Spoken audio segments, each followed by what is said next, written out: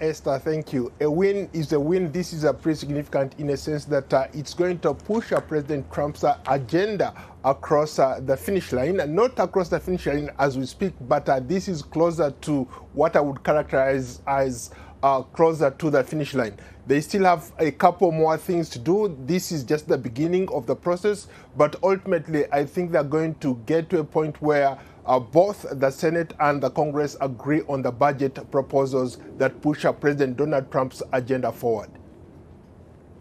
Asking Paul, what does President Trump hope to achieve or to accomplish with this kind of a budget if approved by the Senate? Well, let's put it in perspective. President Trump has a mandate from the people. He has a mandate from Congress and a mandate from the Senate. All these people are there to help him push his agenda across. What is on the agenda right now as we speak is the border wall, making sure that they control immigration coming through the southern border. They want money for that, and I think it's taken care of in this proposal. They want to secure, to send illegal immigrants back home. They need money to do that. So this bill also proposes some funding for that to move forward. There are other things on the table. President Trump needs to continue the tax cuts for the rich. He had done this previously when he was president, but now in this proposal they are proposing to have permanent tax cuts for what Democrats would call the rich. But essentially, it's all about President Trump, helping President Trump to do what he promised the American people that he was going to do for them.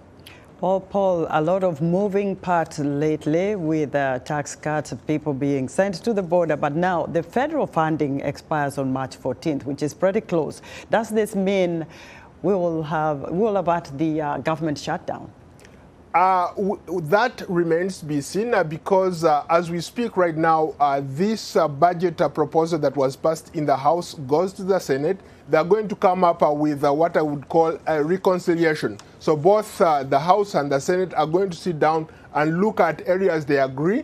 And if they agree on the bill as it's proposed currently, then they will push it forward. But if there are any changes or amendments that they need to make, then they will do that. Until then, they will have to vote on it. But so far, so good. I think President Donald Trump and Speaker Mike Johnson have an upper hand going into these negotiations because ultimately what is going to happen is that if the Senate Republicans agree on it, then it will just sail through because they have the votes to do it.